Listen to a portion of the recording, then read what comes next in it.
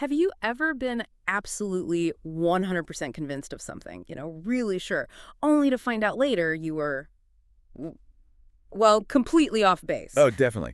It's that feeling, isn't it?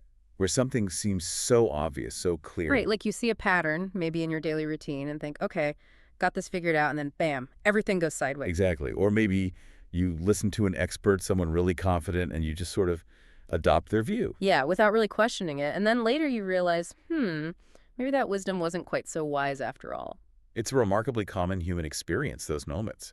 Our brains are amazing, truly, but they have these built-in quirks, these little biases that can consistently lead us astray. And that's precisely why we're so excited to welcome you to the deep dive today. Our mission, as always, is to grab a source this time. It's one really powerful book and just pull out the most important nuggets of insight. So today, yeah, we're diving deep into how our minds actually work, or sometimes how they don't work quite as logically as we think. And our guide for this is Rolf Dobelli's brilliant book, The Art of Thinking Clearly. It's really acclaimed for a reason. Absolutely. And this isn't just about, the odd slip up here and there. Dobelli meticulously unpacks a whole range of systematic errors in thinking, in decision-making, that honestly we all fall prey to. All of us. No exceptions. Pretty much. These aren't random mistakes. They're like routine barriers to logic, things we stumble over again and again, patterns repeating through generations, even centuries. It's like a consistent bug in our mental software. Wow. So what makes Dobelli the right guide for this? Well, he's fantastic at synthesizing complex stuff. He takes cutting-edge research from social scientists, behavioral economists, the big names like Kahneman, Tversky, Nassim Taleb. The ones who uncovered these cognitive biases. Exactly. And Dobelli translates their complex insights into something incredibly understandable, Yeah. relatable, and, importantly, applicable to our everyday lives. Okay, so that's our mission today. Distill the vital insights from the art of thinking clearly. Give you a kind of shortcut to being better informed, armed with some surprising facts, maybe some practical tools for your own decisions, big or small. Yeah, let's really unpack this thing. All right, so to kick things off, we're tackling a concept Dobelli calls survivorship bias. And he introduces it with a title that really grabs you: Why You Should Visit Cemeteries. Oh, yeah. It's a bit jarring, isn't it? But it's a powerful metaphor.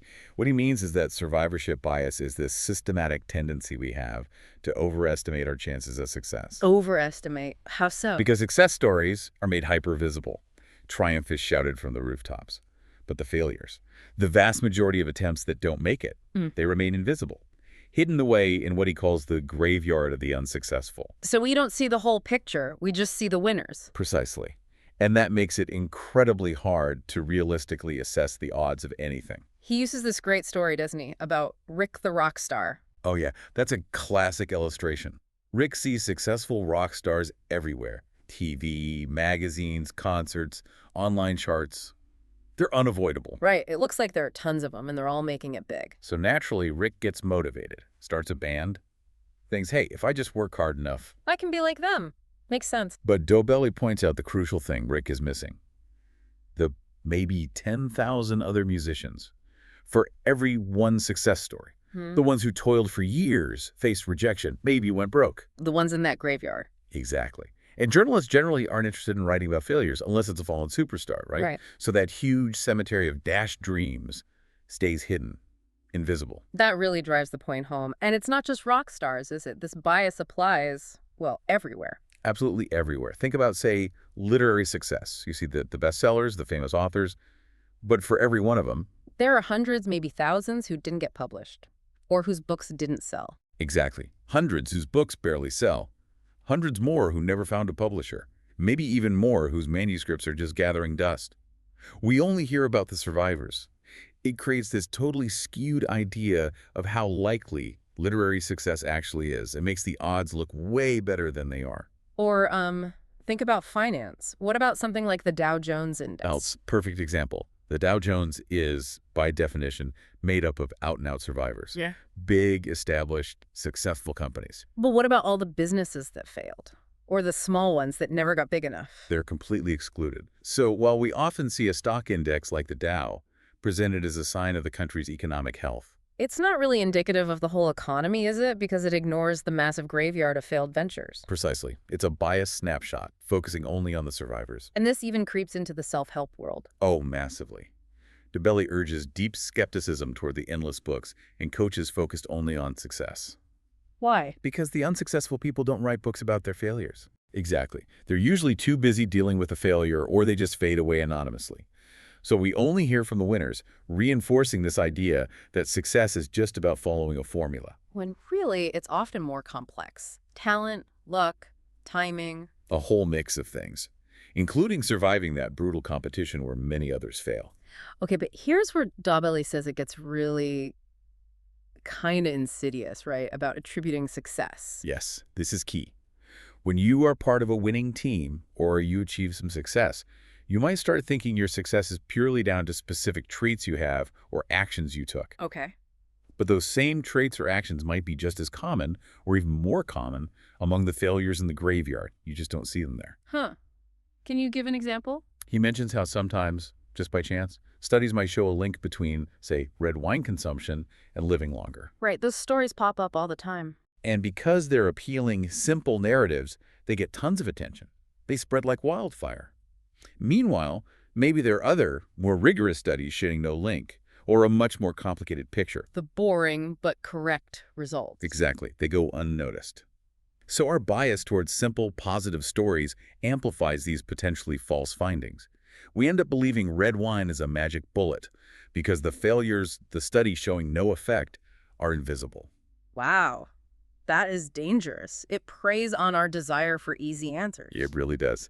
So, the antidote Dobelli suggests, it's stark. Visiting the graves. Frequently visiting the graves of once promising projects, investments, and careers. He calls it a sad walk, but one that should clear your mind. So forcing yourself to see the failures, to acknowledge them. Yes, to get a more realistic perspective on the actual odds, on what really leads to success versus failure. It's a powerful idea. So for you listening, when you see someone who's achieved great things, or you're thinking about a new venture, it's a reminder to ask, what am I not seeing here? Who didn't make it? What are the real odds beyond the shiny success stories? Okay, so if survivorship bias messes with how we see success, our next thinking error, the swimmer's body illusion, tackles how we misunderstand the cause of that success. The subtitle asks, does Harvard make you smarter? Right, this one unpacks a really common error, confusing selection factors with results. We often think a desirable outcome, like a great physique or high salary, is the result of doing something specific, like swimming or getting an MBA.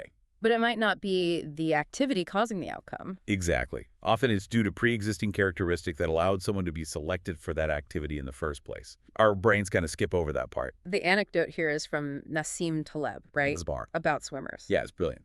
Taleb apparently considered taking up swimming because he admired the well-built, streamlined body of professional swimmers. He figured, I swim a lot, I'll get that body. Sounds logical enough. But then he had this realization. Professional swimmers don't get those perfect bodies because they train so much. It's the other way around. They were born with physiques suited to swimming. Pretty much. Their bodies are a factor for selection, as Dobelli puts it, not the result of their activities. They were good candidates for swimming because of their build. That's a crucial distinction, and you see this everywhere, right? Like in advertising? Oh, constantly. Cosmetics ads are a prime example. You see a stunning model using a face cream. And you subconsciously think, that cream will make me look like her. Exactly.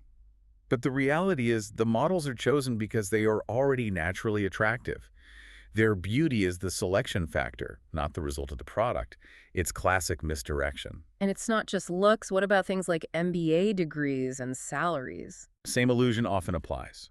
People see that MBA holders tend to earn more and assume the degree causes the higher income. But maybe people who go for MBAs are different to begin with. That's Dobelli's point. They might already be more ambitious, better connected, maybe smarter on average, or from wealthier families. There are loads of potential reasons that have nothing to do with the MBA degree itself that explain the income gap. So his advice is, pursue more education for the learning, the skills, the intellectual challenge. But maybe not just for a bigger paycheck, because the degree itself might not be the causal factor you think it is. This even applies to happiness. Apparently so. Happy people often say it's because they think positive, see the glass half full. Yeah, you hear that all the time. But studies, like those from Harvard's Dan Gilbert, suggest cheerfulness is largely a personality trait, pretty stable throughout life, kind of like a set point. So you can't just decide to be happier. Some researchers even say trying to be happier is like trying to be taller. Exactly. Like an intelligent said that. And Dobelli warns this gets treacherous when naturally optimistic people write self-help books. Because the people who tried positive thinking and it didn't work, they don't write the books. Precisely. Their failures remain hidden, making the advice seem universally effective when it might not be. Another form of survivorship bias feeding the swimmer's body illusion.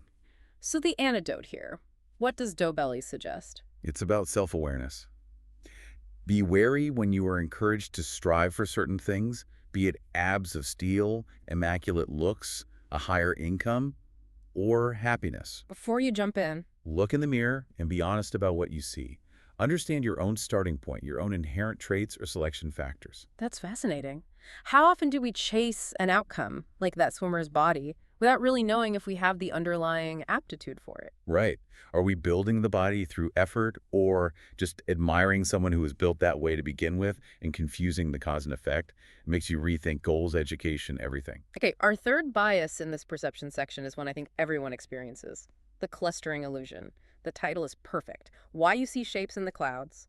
It's all about our brain's obsession with finding patterns. Oh yeah, our brains are pattern recognition machines, through and through. It's an evolutionary superpower, really. So. Well, back in our hunter-gatherer days, spotting a pattern tracks in the mud, the rustle in the grass, the migration route of animals could mean the difference between eating and, well, being eaten. So finding patterns was crucial for survival. Absolutely. But the downside is this pattern-seeking drive is now sort of oversensitive in our modern world, which is often much more random. So we start seeing patterns where there aren't any. Exactly. We sense a pattern where none existed.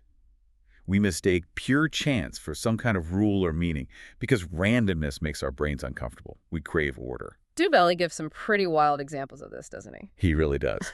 There's the Swedish opera singer, Jorgensen, who heard voices, his dead mother, supernatural messages and tape recordings and birdsong. He became totally convinced. Dedicated his life to talking to the dead based on noise. Essentially, yes. Yes. Or think about that piece of toast that looked like the Virgin Mary, auctioned for $28,000. Yeah. Huh. I remember that. And the face on Mars. Right. That 1976 photo that looked like a face but was just rocks and shadows. Our brains are desperate to find familiar shapes, familiar patterns. It's not always harmless, though, is it? He mentions a trader. Yes, the trader who lost everything speculating on gold. He thought he'd found a secret pattern linking the Dow Jones and oil prices. And it worked for a bit. Purely by chance it did, which just reinforced his belief he was onto something real. Then, inevitably, the pattern dissolved and he went bankrupt. A tragic clustering illusion. There was a psychology experiment, too, with the ox-ox sequence. Ah, yes, Thomas Gilovich's work. He'd show people a random sequence like ox, ox, ox, ox, oxu, and ask if it looked random. And people thought it wasn't random. Most didn't believe it was. It looked too structured, too patterned.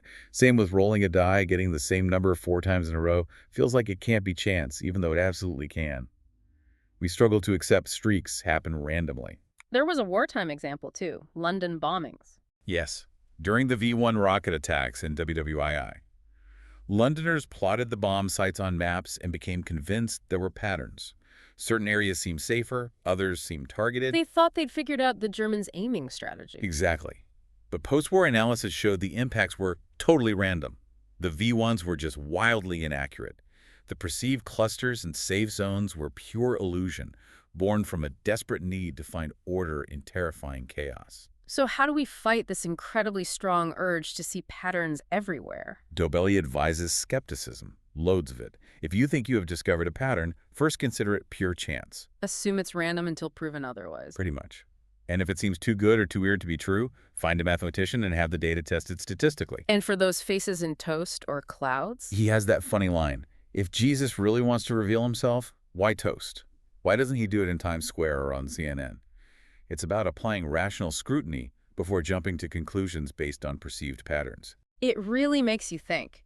How many things in your daily life, lucky streaks, market hunches, even superstitions, are just random noise your brain is trying to weave into a story? It encourages a much more rational look at connections we think we see, from finance to conspiracy theories.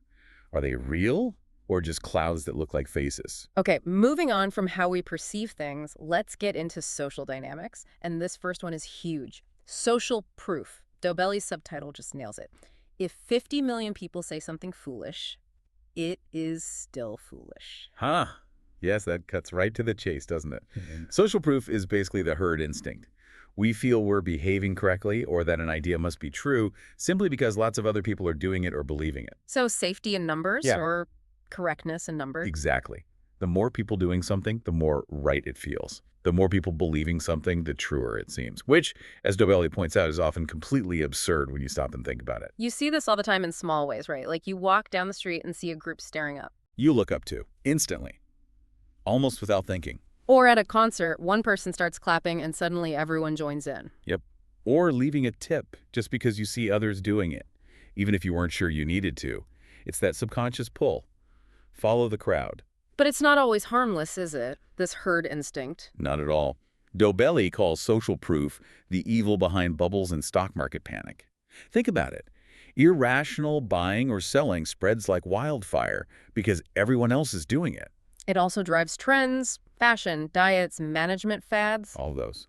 He says it exists in fashion, management techniques, hobbies, religion, and diets. And in extreme cases, it can paralyze whole cultures, like when cults commit mass suicide. Collective delusion fueled by social proof. Didn't Solomon Asch do a famous experiment on this back in the 50s? Yeah, the classic Asch conformity experiments. Subjects were asked to judge line lengths, a really simple visual task. Easy when they were alone, right? Dead easy. Yeah. But when they were put in a room with actors who deliberately gave the wrong answer, A huge number of the real subjects went along with the wrong answer. a staggering 1/3 of them did. Even though they could clearly see it was wrong, the pressure to conform to the group's consensus was just immense. Wow. So where does this intense urge to conform come from? It's deep, deep evolutionary stuff. Think back 50,000 years. You're on the Serengeti. Your buddies suddenly start sprinting away in terror. You don't stop to ask why, you just run too. Exactly. Running first and asking questions later was a much better survival strategy than analyzing the potential threat while a lion closes in. Those who hesitated often exited the gene pool. So we're basically hardwired to copy others because it used to keep us alive. That's the theory. We're descendants of the conformists, and that pattern is deeply rooted in us, even though today, in most situations, it offers no survival advantage at all. It's mostly a hindrance to clear thinking.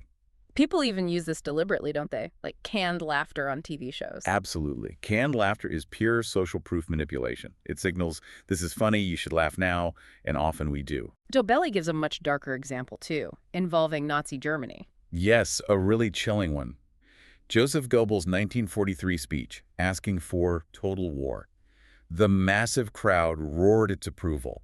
But Dobelli suggests if you'd ask them individually, anonymously. It is likely that nobody would have consented to such a crazy, destructive idea. The power of the crowd, the perceived consensus, completely overrode individual judgment.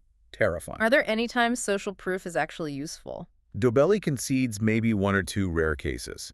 Like, if you're in a foreign city and want a good meal, picking the restaurant that's packed with locals. That might actually be a good bet. It might. In that specific context, copying the locals could lead to a better outcome. But it's a definite exception, not the rule. Okay, so let's unpack this. Given how deep this herd instinct runs, how can you realistically resist it? It sounds incredibly difficult. It is difficult. It requires conscious effort and, frankly, a willingness to sometimes stand apart from the crowd, which isn't comfortable. It really makes you reflect on your own choices, doesn't it? Consumer decisions, opinions you hold. How much is genuine belief versus just going with the flow? All right, following right on from social proof is another powerful influence, authority bias. The message here seems pretty direct. Don't bow to authority. Yeah, this bias tackles our tendency to trust and obey figures we perceive as being in authority, often without enough critical thinking. Dobelli points out a couple of big problems with relying too much on authorities. Okay, what's the first one? Well, it's the rather sobering track record of many experts. He highlights how, despite there being maybe 1 million trained economists out there, almost none of them predicted the 2008 financial crisis. Wow, really? 1 million economists and they missed it? Largely, yes. He mentions Nouriel Roubini and Nassim Taleb as notable exceptions who did see it coming. It makes you think about that John Kenneth Galbraith quote. What about forecasters? Those who don't know and those who don't know, they don't know. That's the one. And Peter Lynch's sharp comment that if economists could actually predict things accurately, they'd all be millionaires. The fact most are still just employed.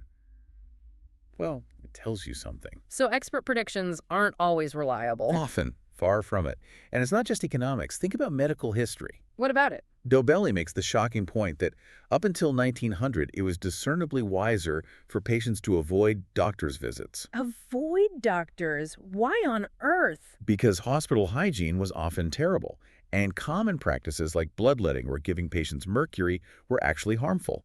The established medical authorities of the time were often making things worse, not better. That's incredible. So even trusted authorities can be wrong, sometimes dangerously so. Exactly. And Dobelli also notes how authorities often work hard to signal their status. They crave recognition and use symbols. Like what? White coats for doctors, suits for bankers? Precisely. Crowns for kings, military ranks, and today, maybe appearing on talk shows, book tours, having a big social media presence, a polished Wikipedia page. These are all signals to make us trust them. They function that way, reinforcing their perceived authority. He says, authority changes much like fashion does, and we tend to follow these signals quite uncritically. So how do we fight back against this bias? What's the antidote? It's about conscious critical thinking. Whenever you are about to make a decision, think about which authority figures might be exerting an influence on your reasoning. Pause and identify them. And then? When you encounter one in the flesh, do your best to challenge him or her. Politely, of course. But ask questions. Probe their reasoning. Don't just accept pronouncements at face value. That takes some courage, challenging an authority figure. It does, but it's essential for clear thinking. If we just connect this to the bigger picture, how often do we simply nod along with what an expert says in the news, or a boss says at work, or even what a self-help guru claims? Without really questioning it. Yeah, probably too often. This bias urges us to be our own critical filter, always asking, why should I believe this, regardless of who's saying it? All right, let's shift gears into how our minds handle value and investment. First up is the sunk cost fallacy. And Dobelli's advice is blunt: why you should forget the past. Ah, yes, the sunk cost fallacy. This is such a common thinking error.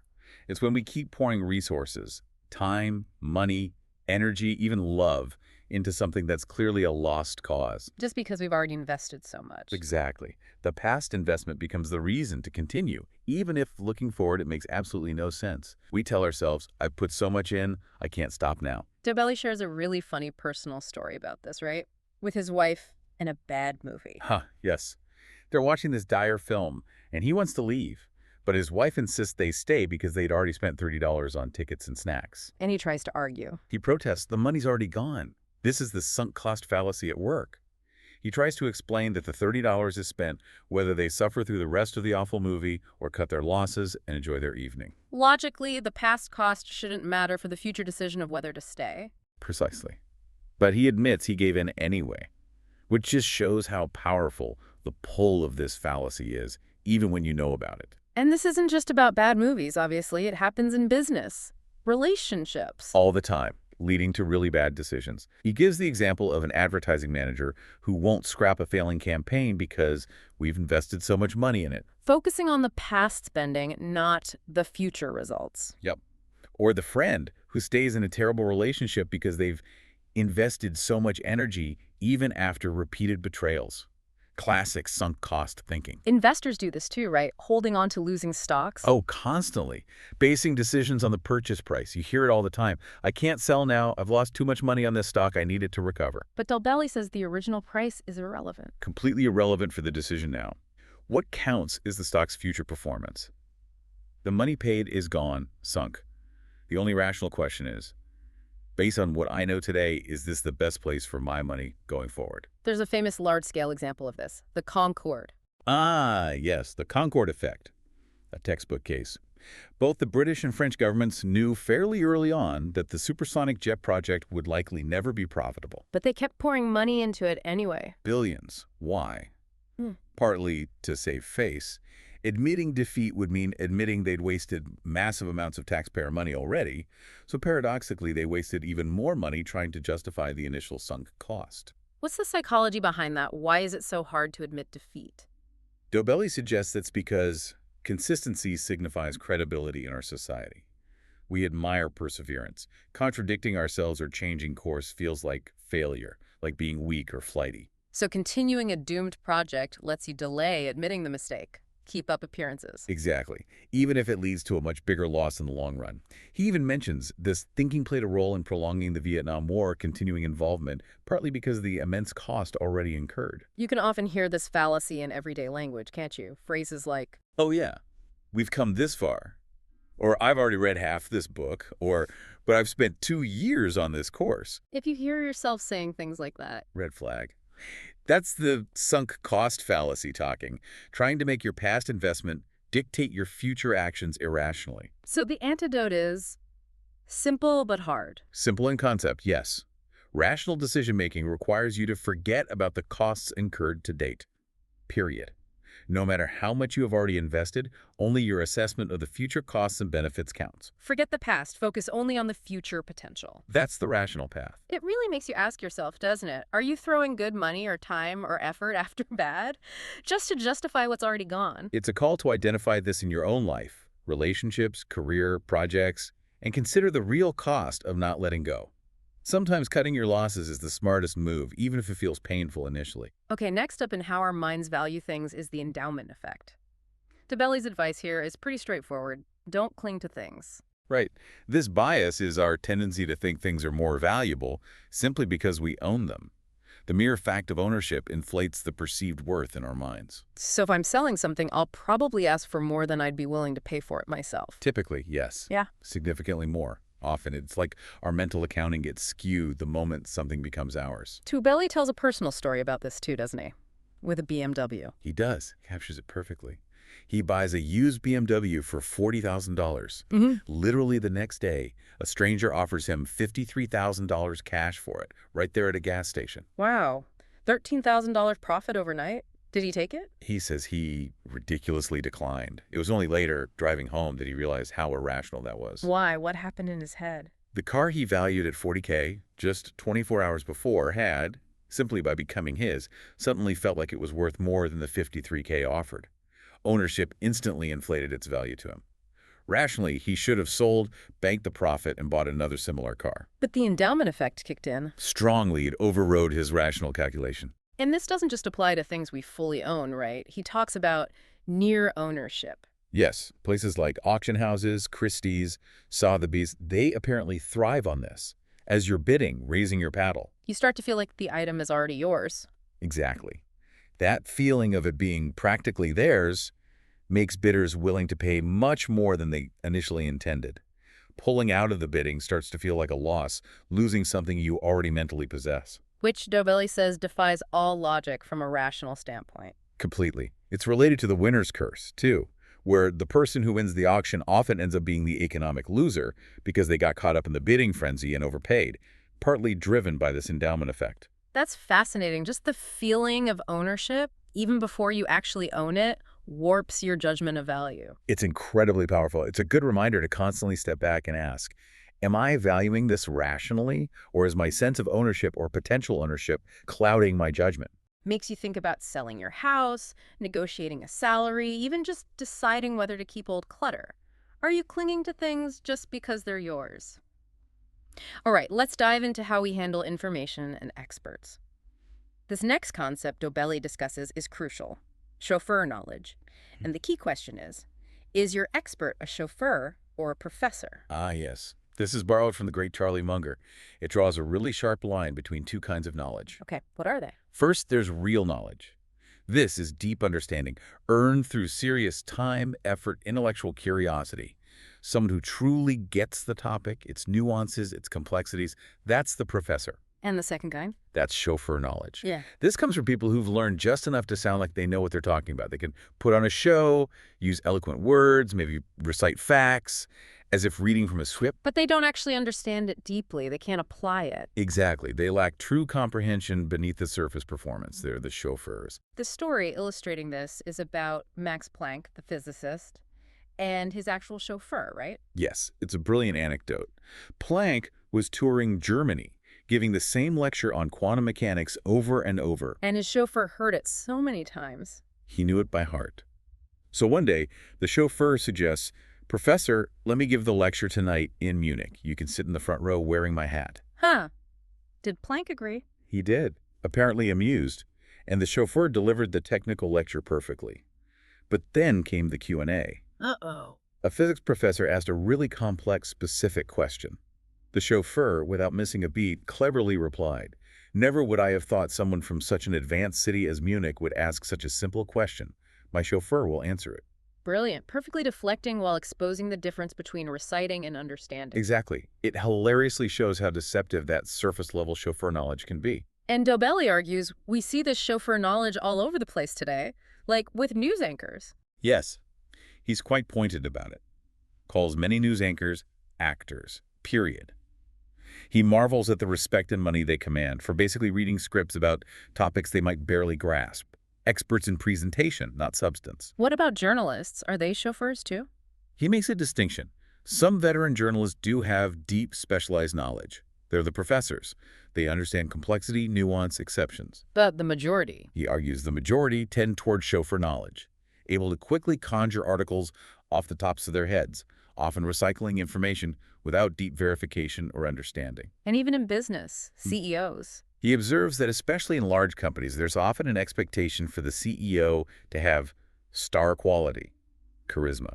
Shareholders and media sometimes seem to value showmanship over quiet competence, which he says is obviously not the case, that showmanship delivers better results. So how do we avoid being fooled by chauffeur knowledge? What's Munger's advice? It's the concept of the circle of competence. Munger says you have to know what you truly understand and what you don't. Know your limits. Exactly. Yeah. It's not terribly important how big the circle is, but it is terribly important that you know where the perimeter is. You have to be brutally honest with yourself about where your real expertise ends. And how can you spot a true expert, a professor versus a chauffeur? Is there a telltale sign? Dobelli gives a clear indicator. True experts recognize the limits of what they know and what they do not know. If they're asked something outside their circle of competence, They'll just say, I don't know. yes, and they'll say it unapologetically, even with a certain pride. It signals intellectual honesty. Chauffeurs, on the other hand, will almost always have an answer, bluffing their way through. From chauffeurs, we hear every line except, "I don't know." Wow. That's a really useful filter. So for you listening, when you encounter an expert, ask yourself, are they comfortable admitting ignorance? Or do they seem to know everything? It challenges us to look past the confident delivery and assess the depth of understanding. Are you listening to a professor or a very convincing chauffeur? Okay, rounding out this section on information, we hit something most of us engage with daily: the news. And Dobelli's take is radical, almost shocking. His chapter title, News Illusion, Why You Shouldn't Read the News. Yeah, he comes out swinging on this one. He compares news to the mind what sugar is to the body. Appetizing, easy to digest, and highly destructive in the long run. Whoa, destructive, that's strong. It is. He argues that despite being constantly bombarded with news, we are incredibly well informed, yet we know incredibly little. It's a huge paradox. He sees a fundamental problem with how we consume information. Okay, so what are his main reasons for telling us to ditch the news? He gives 3, right? Yes. First, how news affects our brains. Our brains are wired to react strongly to certain kinds of stimuli, things that are scandalous, shocking, people-based, loud, fast-changing. The stuff news is full of. Exactly. News producers know this and exploit it to grab our attention. Meanwhile, information that's abstract, complex, and unprocessed, often the more important stuff, tends to bore us. So this focus on the sensational creates a warped view of reality. Precisely. A distorted mental map of the risks and threats we actually face. We end up overestimating dramatic but rare dangers, like plane crashes, and underestimating chronic, less flashy ones, like lifestyle diseases. The whole news business model, driven by ads, prioritizes grabbing eyeballs over conveying actual importance. Okay, that's reason 1. Distorted perception. What's number 2? It's fundamental irrelevance to our actual lives and decisions. He throws down a direct challenge to the reader, to you listening. The challenge is? Be very honest. Name one news story that helps you make a better decision for your life, your career, or your business compared with not having this piece of news. That's tough, actually. He says in years of asking, virtually no one can name more than 1 or 2 genuinely useful stories out of the maybe 10,000 news items they consume. His conclusion is stark. News consumption represents a competitive disadvantage. A disadvantage, wow. He adds that if news did help people advance, journalists would be rich, right? Exactly. Yeah. Which generally they are not. It's a cutting observation about its actual utility. Okay, reason 3. Why else avoid news? It's a colossal waste of time and mental energy. He estimates the average human being squanders half a day each week on reading about current affairs. Half a day, every week, on news. That's his estimate. Think what you could do with that time. He uses this stark, maybe sarcastic calculation about the 2008 Mumbai terror attacks. What was that? He figured if a billion people spent just 1 hour watching the news coverage, that's a billion hours of lost productivity, which, he calculates, is the equivalent of around 2,000 lives, far more than were tragically lost in the attack itself. Oof. That's a brutal way to frame the opportunity cost. It really is. It highlights the sheer scale of time collectively sunk into news consumption with arguably little return. So if news is distorting, irrelevant, and time-wasting, what's the alternative, the antidote? He suggests the via negativa, the path of subtraction, of avoidance. First, don't accept any unsolicited advice, especially from potential chauffeurs. Second, avoid ad-contaminated sources like the plague. Books, he notes, are still mostly ad-free. And third, this sounds like the most work. It is. Try to remember the source of every argument you encounter. Ask, whose opinion is this? Why do they think that? And the crucial investigator's question, cui bono? Who benefits from you believing this? That requires active engagement, not passive consumption. Absolutely. He admits it's a lot of work and will slow down your decision-making. But, he argues, it will also refine it, leading to much deeper, more reliable understanding. Yeah, here's the really provocative thought, isn't it? What if the very thing we think keeps us informed the daily news cycle is actually making us less knowledgeable, more biased, and less productive? It forces a real self-assessment, doesn't it? How much time do you spend on news? What are you actually getting out of it? What could you be doing or thinking about instead? Hashtag tag tag outro. Wow. Okay, that was quite a journey through the quirks and pitfalls of our own thinking. From survivorship bias hiding failures to the swimmer's body illusion confusing cause and effect. To social proof making us follow the herd, authority bias making us bow too easily, sunk costs trapping us in the past, the endowment effect making us cling. And chauffeur knowledge fooling us, right up to the news illusion, potentially wasting our time and distorting reality. Rolf Dobelli's The Art of Thinking Clearly really does force you to look at your own decision-making differently. It really does. And the core takeaway, the theme he keeps coming back to, is that these aren't just random mistakes. They are systematic deviations from logic. Systematic, meaning predictable, happening over and over. Exactly. He says, thinking is in itself not pure, but prone to error. This affects everyone. Even highly intelligent people fall into the same cognitive traps. And crucially, we systematically err in the same direction. So there's a pattern to our irrationality. Yes, which is both humbling and maybe a little bit empowering, because if they're systematic, we can potentially learn to recognize and counteract them, at least some of the time. He mentions this cold theory of irrationality, right? About why our brains are like this. Yeah, the basic idea is that our brains evolved for a much simpler, more stable Stone Age world. Immediate threats, clear patterns. But today's world is not that. Not at all. It's more sophisticated, but also more complex and interdependent. And our Stone Age brain wiring just isn't fully equipped for it. This mismatch, he argues, leads to amazing material progress, but also Lifestyle diseases and errors in thinking. The complexity overwhelms our old programming. that's the idea. And he draws on Daniel Kahneman's work distinguishing between our two thinking systems. System 1 and System 2. Fast and slow thinking. Right. System 1 is the intuitive mind. Swift, spontaneous, and energy-saving, our gut reactions. System 2 is rational thinking, slow, demanding, and energy-guzzling, deliberate analysis. And Dobelli admits he doesn't try to use System 2 all the time, because it's exhausting. Exactly. He says he doesn't aim for an error-free life because anticipating and avoiding fallacies is a costly undertaking. For many everyday things, he relies on his intuition, his fast brain, asking, how do I feel about this? Rather than, what do I think? So as we wrap up this deep dive, what's the big actionable takeaway? Building on that Munger idea, maybe? I think it comes back to that circle of competence. The real challenge is, first, figure out where yours actually is. Be ruthlessly honest about what you really understand deeply. Hint. As Dobelli says, it's smaller than you think. Okay, know your limits, then what? Then when you face a really consequential decision, big stakes for your life, career, finances, and that decision falls outside your circle of competence. That's when you absolutely have to engage the slow, rational brain. Yes, that's when you deploy System 2, do the hard work, the analysis, the critical thinking, for pretty much everything else. Dobelli suggests maybe give your intuition, your gut feeling, a bit more free rein. Don't overthink the small stuff. That's a fascinating balance to strike. Know when to trust your gut and when to really, really think it through. It makes you consider how much of your day is run by that fast, intuitive brain, and are you saving that precious, energy-intensive, rational thought for the decisions that truly matter? Exactly. Hopefully this deep dive gives you some tools to start making that distinction more clearly in your own life.